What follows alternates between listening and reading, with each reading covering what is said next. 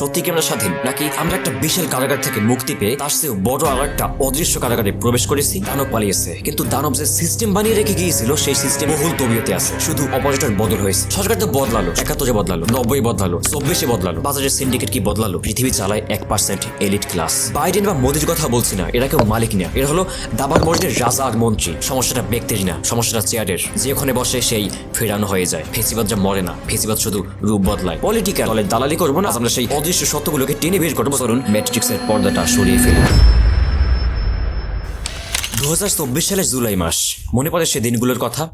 ঢাকার বাতাস তখন বারুদের গন্ধে ভারী, মর্গে লাশের স্তূপ, রাস্তায় তাজা রক্তের দাগ, ইন্টারনেট ব্ল্যাকআউট। আমরা ঘরের জানালা বন্ধ করে লাইট নিভিয়ে বসেছিলাম। আমাদের সবার মনে তখন একটাই চিন্তা ছিল, এই দানবকে কি সরানো আদৌ সম্ভব? যাকে বলা হতো লৌহ মানবী, যার হাতে ছিল পুলিশ, র্যাব, সেনাবাহিনী আর প্রতিবেশী প্রভুদের অটুট সমর্থন, তাকে কি আসলেই গদি থেকে নামানো যাবে? আমরা ভেবেছিলাম এটা অসম্ভব। আমরা ভেবেছিলাম এই অন্ধকার রাত আর কোনোদিন শেষ হবে না। কিন্তু 5 আগস্ট 2024 দুপুরবেলা ইতিহাস আমাদের একটা চর মেটে জাগিয়ে দিল। একটা হেলিকপ্টার এবং 15 বছরের দম্ভ, 15 বছরের স্বৈরাচার বাষ্প হয়ে উঠে গেল। গণভবনের দরজা খুলে গেল, আর আমরা দেখলাম যাকে আমরা ঈশ্বর ভাবতাম সে আসলে রক্ত মাংসের একজন ভীত মানুষ, তার আর কিছুই ছিল না। সেদিন আমরা রাস্তায় নেমেছিলাম, উল্লাস করেছিলাম, আমরা ভেবেছিলাম আমরা স্বাধীন, আমরা জিতে গেছি। কিন্তু আজ 2026 সালের এই সময় দাঁড়িয়ে নিজের বুকে হাত দিয়ে একটা প্রশ্ন করুন, সত্যি কি আমরা স্বাধীন, নাকি আমরা একটা বিশাল কারাগার থেকে মুক্তি পেয়ে তার চেয়েও বড় আর একটা অদৃশ্য কারাগারে প্রবেশ করেছি? হাসিনা পালিয়েছে, কিন্তু আপনার জীবন কি বদলেছে? আদালতে কি গরিব মানুষ আজ ন্যায় বিচার পায়? বাজারে গেলে কি সিন্ডিকেটের আগুন আপনার পকেট পুড়িয়ে দেয় না? দানব পালিয়েছে, কিন্তু দানব যে সিস্টেম বানিয়ে রেখে গিয়েছিল সেই সিস্টেম কি পালিয়েছে? না, সিস্টেম বহুল তবিয়তে আছে, শুধু অপারেটর বদল হয়েছে। আগে যে চেয়ারে বসে একজন হুকুম দিত, আজ সেই চেয়ারে বসার জন্য এক ঝাঁক নতুন হায়না লাইন ধরে দাঁড়িয়ে আছে।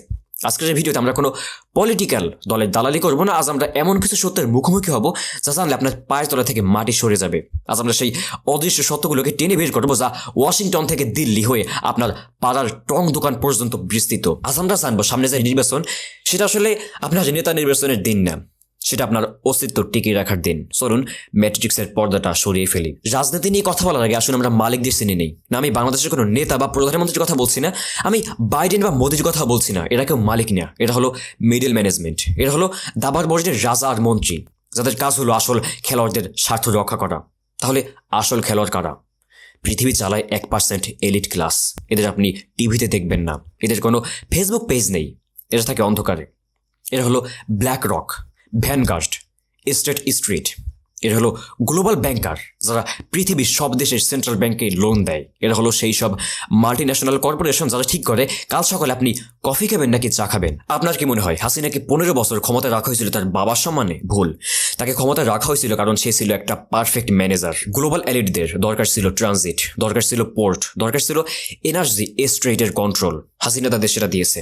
বিনিময় তার হাসিনাকে দিয়েছে ক্ষমতায় থাকার লাইসেন্স। এটা একটা ব্যবসা, এখানে আবেগের কোনো স্থান নেই। কিন্তু 2024 সালে কি হলো? যখন হাসিনা সাধারণ মানুষের রক্ত নেওয়া শুরু করলো, তখন তার কারণে দেশের ইকোনমি কলাপস করার উপক্রম হলো। তখনই গ্লোবাল এলিটরাই ক্যালকুলেটর নিয়ে বসলো। তারা হিসাব করে দেখলো এই মহিলাকে ক্ষমতায় রাখা এখন আমাদের ব্যবসার জন্য loss project, this is a liability. ব্যাস, ওয়াশিংটন থেকে একটা সিগন্যাল এলো, দিল্লি থেকে হাত সরে গেল। যে সেনাবাহিনী সে নিজের হাতে সাজিয়েছিল তারা তাকে প্রোটেক্ট করলো না। কেন জানেন? কারণ সেনাবাহিনীর লয়ালিটি কোনো ব্যক্তির প্রতি থাকে না, তাদের লয়ালিটি থাকে পাওয়ার স্ট্রাকচারের বা ক্ষমতার প্রতি। যখন ওপর থেকে সুতো টান দেওয়া হলো, পুতুলটা মাটিতে পড়ে গেল। রাজনীতি হলো কোকাকোলা আর পেপসির মতো, বোতল আলাদা, একটা রং কালো আর একটা রং নীল, একটা স্লোগান উন্নয়ন আর একটা স্লোগান গণতন্ত্র। কিন্তু বোতলের ভেতরে যে কালো পানিটা আছে সেটা একই ফ্যাক্টরিতে তৈরি। সেই ফ্যাক্টরির মালিক ওই 1% এলিট। আজকে আপনি ভাবছেন হাসিনা খারাপ তাই অন্য দলগুলো ভালো, কিন্তু আপনি কি জানেন ওই বিরোধী দলগুলিকেও ফান্ডিং দেয় কারা? ওই একই কর্পোরেশন। এটাকে ফাইন্যান্সের ভাষায় বলে হেডজিং দ্য ব্যাট। জুয়ারের যেমন সব ঘরের উপর বাজি ধরে রাখে যাতে যেই জিতুক লাভ তাদেরই হয়, গ্লোবাল এলিটরাও ঠিক তাই করে। তারা যেমন আওয়ামী লীগকে টাকা দেয়, তারা তেমনি অন্য দলগুলোকেও টাকা দেয় যাতে পলিসি আইন তাদের স্বার্থেই থাকে। এটাই তাদের একমাত্র লক্ষ্য। এখন আসুন একটু নিচের দিকে নামি, গ্লোবাল থেকে লোকালে। আমাদের দেশে একটা কথা খুব প্রচলিত, সরকার বদলালে দিন বদলাবে। সত্যি? আসলে কি সত্যি? সরকার তো বদলালো, সরকার কতবার বদলালো? 71 বদলালো, 90 বদলালো, 24 বদলালো, কিন্তু বাজারের সিন্ডিকেট কি বদলালো? আপনি ভাবছেন আলুর দাম বা ডিমের দাম সরকার ঠিক করে? ভুল। দাম ঠিক করে গুটি কয়েক মাফিয়া ব্যবসায়ী, এরা কোনো দল করে না, এদের দল একটাই, টাকা। যখন আওয়ামী লীগ ক্ষমতায় ছিল এরা মুজিব কোর্ট পরে টেন্ডারবাজি করেছে, আর যখন পট পরিবর্তন হয়েছে এরা রাতারাতি পাঞ্জাবি পরে নতুন সরকারের মিছিলে যোগ দিয়েছে। আগে ঘুষ তারা জিডি নিত না, সে কি এখন সাধু হয়ে গেছে? তারা শুধু তাদের বস বদলেছে। তারা আগে এক নেতার নামে চাঁদা তুলতো, এখন তারা অন্য নেতার নামে চাঁদা তুলছে। সিস্টেমের রন্ধ্রে রন্ধ্রে যে পছন্দ হয়েছে সেটা একটা বা দুটো নির্বাচন দিয়ে পরিষ্কার করা সম্ভব না। হাসিনা ছিল একটা বিষাক্ত গাছ, আমরা 5 আগস্ট সেই গাছের ডালপালা কেটেছি, কিন্তু শেকড় মাটির অনেক গভীরে। সে শেকড় হলো আমাদের আমলাতন্ত্র, আমাদের পুলিশ, আমাদের বিচার ব্যবস্থা, আর আমাদের এই লোভী ব্যবসায়ী সমাজ। যতক্ষণ না এই শেকড় উপড়ে ফেলা হচ্ছে ততক্ষণ আপনি যেই দলকে ভোট দেন না কেন ফল সেই বিষাক্তই হবে। এবার আসি আমাদের প্রতিবেশী এবং জিও পলিটিক্সের নোংরা খেলায়। আমাদের রাজনীতিতে একটা অদৃশ্য হাত সবসময় কাজ করে। আমাদের দেশের রাজনৈতিক দলগুলো একজন এক একটা স্লোগান দেয়, ইউনিক স্লোগান। সবাই বলে আমাকে ভোট দাও, কিন্তু সমস্যা হলো কেউ বাংলাদেশ নিয়ে ভাবে না। আমরা হলাম একটা বাফার স্টেট, একটা করিডোর।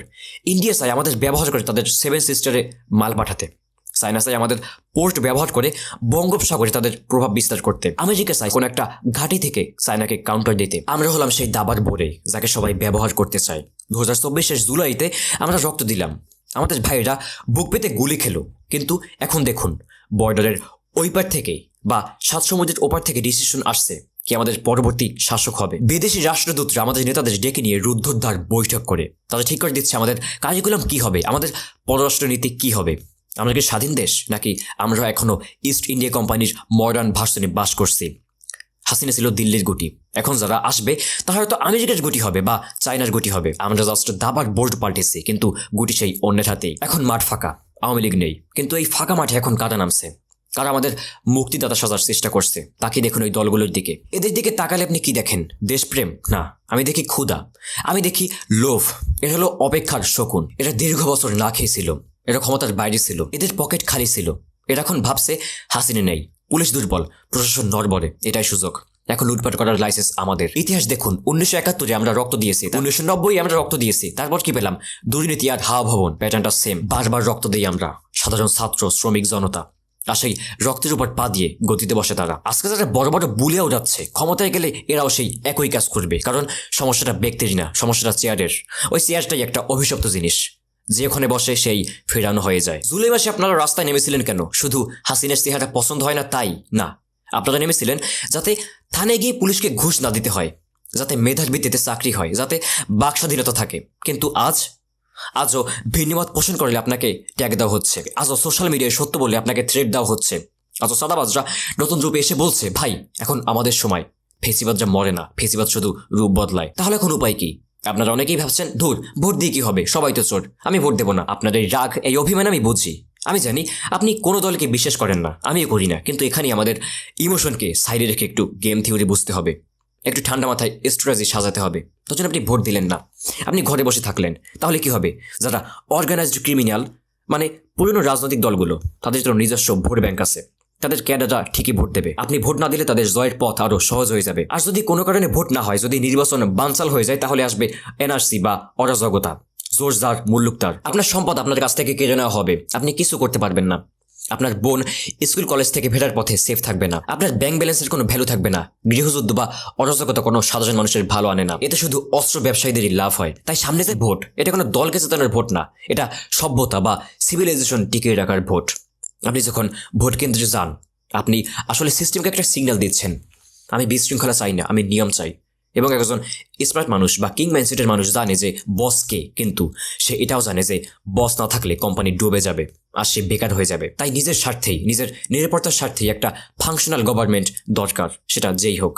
হাসিনা পালিয়েছে, কিন্তু তার প্রেতাত্মা এখন আমাদের চারপাশে ঘুরছে। গ্লোবাল এলিটরা চাইছে আমরা যেন হতাশ হয়ে যাই, আমরা যেন ভোট না দেই, আমরা যেন পলিটিক্স থেকে মুখ ফিরিয়ে নেই, যাতে তারা তাদের পছন্দ মতো পুতুল বসাতে পারে, যাতে তারা বলতে পারে দেখো বাংলাদেশের মানুষ গণতন্ত্রের যোগ্য না।